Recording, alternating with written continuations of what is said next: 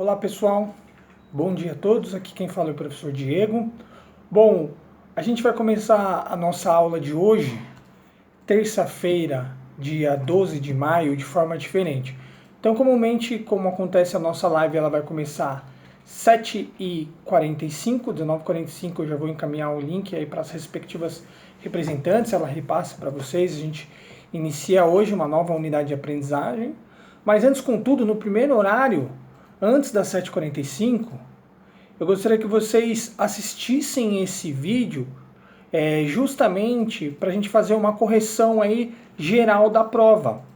Então, tempestivamente eu entreguei as notas, eu lancei as notas, e aí cabe a mim fazer uma correção geral. Então, esse vídeo basicamente é um bate-papo com vocês sobre uma correção geral, ok?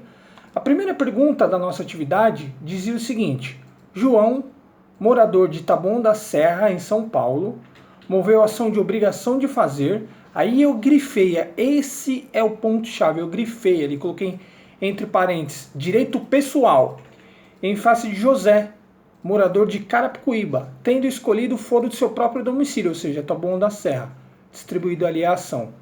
Aí, com base nas regras de competência que a gente viu ali em sala de aula, que a gente assistiu nas nossas lives, é tecnicamente correta a escolha de João, ou seja, ele ter promovido a ação no seu próprio domicílio, Taboão da Serra?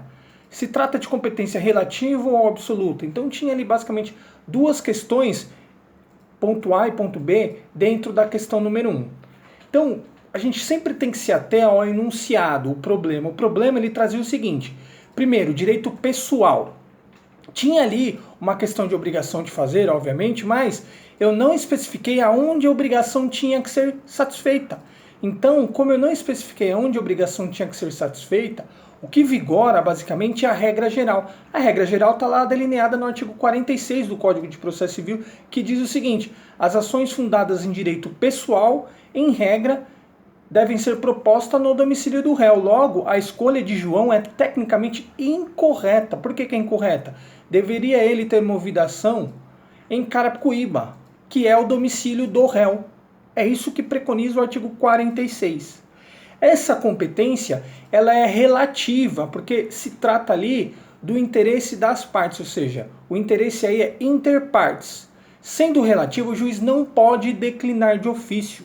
Então caberia ali basicamente ao réu, caberia basicamente então ao José, que é o réu nessa ação judicial, em preliminar de defesa, ou seja, antes de apresentar ali o mérito da sua defesa, ali como preliminar da contestação, argue isso, falando, olha, aqui estamos diante de uma competência errônea, ou seja, estamos diante de uma incompetência relativa. E aí justamente suscitar o artigo 46. E aí o que o juiz faz? Diante dessa provocação, abre ali prazo para outra parte, né? Para o João se manifestar e depois ele decide esse incidente. E aí o juiz, ele deveria, de fato, declinar para Carapicuíba com base no artigo 46. Então, qual que era o ponto-chave aí? Primeiro, a competência aqui ela é relativa, não é absoluta, porque ali é o mero interesse das partes. Segundo, a escolha de João é tecnicamente incorreta, porque ele deveria ter observado a regra geral, que está ali delineada no artigo 46. Terceiro ponto importante também. Se o José, na sua defesa, não arguisse essa questão, haveria o quê? Haveria uma prorrogação, isto é, havendo uma prorrogação, tem ali uma preclusão. A ação ela correria normalmente no domicílio que o João estabeleceu, Taboão da Serra no caso. Ok? Então haveria uma prorrogação. Se o réu ele não suscita isso na sua preliminar, o foro ele é prorrogado. Isso que é importante a gente destacar. Então o que a gente ia colocar aí é que a escolha é tecnicamente incorreta, porque deveria ser movido no domicílio do réu. Colocar o nosso artigo ali, o artigo 46, muito importante. E também colocar ali também que cabe ao José provocar isso na sua defesa. Se não provocar, o que acontece? Tem uma prorrogação de competência. Aquele juiz de Taboão da Serra ele vai continuar a julgar, vai processar e julgar aquela ação. Tudo bem? A próxima é super tranquila. O que se entende por litisconsórcio? Então, litisconsórcio é pluralidade de partes. Consórcio é a união de pessoas. E aí, litisconsórcio tem o ativo e o passivo. O litisconsórcio ativo é quando tem dois ou mais autores. O passivo é quando tem 2 ou mais réus. É isso que a gente precisa saber. Mas, para além disso, é muito importante a gente destacar que o artigo 113 ele delineia as hipóteses ali de litisconsórcio. E também, para além disso, a gente tem que destacar, isso é essencial, que tem 2 espécies de litisconsórcio. Tem o litisconsórcio facultativo e o litisconsórcio necessário. O necessário, como o próprio nome diz, é imprescindível que ali tenha a pluralidade das partes. Então, se tem que ter ali 5 réus, os 5 réus têm que figurar nessa ação judicial, sob pena até de uma nulidade. Aí o exemplo que eu dei para vocês foi uma ação de uso capião onde tem ali 5 herdeiros. É necessário, porque envolve ali o direito de propriedade das partes. Já no litisconsórcio facultativo, não é obrigatório a presença seja da pluralidade de autor ou pluralidade de réu. Por quê? É o livre-arbítrio da parte. E aí eu dei para vocês alguns exemplos. Posso destacar para vocês o exemplo de uma pessoa que move ali uma ação judicial por erro médico ela pode mover contra o hospital e contra o médico. Mas nada impede que ela mova só contra o hospital, contra a pessoa jurídica, ou apenas contra o médico. Ela pode. Não tem ali uma necessidade de litisconsórcio obrigatório. É facultativo. É isso que a gente precisa saber. Para além disso, a gente vê também a questão número 3. E aí a questão número 3, ela envolve ali a questão da assistência. Assistência simples e assistência litisconsorcial. Então a assistência ela é uma espécie de intervenção de terceiros. É a primeira espécie de intervenção de terceiros, assistência. O que a gente precisa destacar nisso? Então a assistência é quando uma parte, ela, de forma ali voluntária, ela pede para se habilitar no processo para auxiliar a parte, tanto o autor como o réu. Só que a gente tem que lembrar que tem 2 espécies de assistência. Tem um assistente simples, que é aquele que tem um interesse ali indireto e reflexo, eu desenho para vocês do condomínio e do condômino.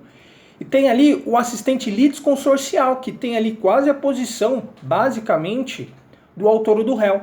O direito material dele ali é direto, não é indireto, ele é direto. Eu dei a ação para vocês da sociedade anônima, ali que vai ter ali os dividendos, ali as receitas, e aí um acionista se sentiu prejudicado, moveu uma ação judicial, o outro acionista pode igualmente, porque o direito material dele ali em ter os dividendos é direto, não é reflexo. Então a gente tinha que citar basicamente essas 2 espécies. Para além disso, a última questão, a gente abordava a questão do amicus curiae. O amicus curiae está lá no artigo 138 do Código de Processo Civil. Teria que destacar ali que ele não se confunde basicamente com o perito, porque o perito ele cuida de uma prova específica. O amicus curiae, ele é um amigo da corte. Sendo um amigo da corte, ele pluraliza o debate constitucional.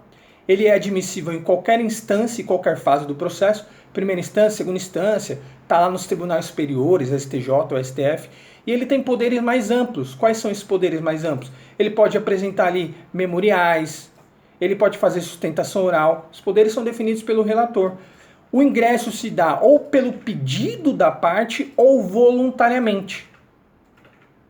Tá? Então, por exemplo, uma das partes pede a participação do amicus curiae, ou o próprio amicus curiae se habilita, ou o próprio juiz pede ali a habilitação. Se dá dessas formas.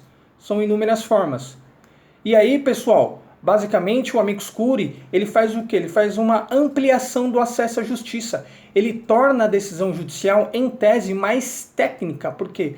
Eu estou trazendo ali um especialista, eu estou trazendo ali especialista que pode ser pessoa física ou jurídica, especialista em um tema sensível, e aí eu dei exemplo para vocês, por exemplo, da DPF 403, que está lá no Supremo Tribunal Federal, que discute basicamente a questão, possibilidade ou não, do bloqueio de WhatsApp, que envolve questões sensíveis de criptografia, que é uma ciência que escapa da ciência eminentemente jurídica. Por isso que é importante vir um terceiro e tecer ali esclarecimentos técnicos. Ok? Então, basicamente, são essas as ponderações que eu queria trazer da prova, né, do trabalho avaliativo de vocês. De um modo geral, as médias foram boas. Na verdade, assim, agora a gente vai avançando unidade por unidade, mas pode ser que lá na frente a gente rememore um desses temas, competência, enfim. Por isso que a gente tem que ter em mente. Ok? Eu já lancei as notas tempestivamente para vocês. Quem tiver dúvidas pontuais pode me chamar no particular, via e-mail ou principalmente via chat lá. Inclusive eu já recebi alguns chamados, enfim, já respondi da melhor forma possível, tudo bem? Então nós nos vemos à noite. Muito obrigado, um forte abraço.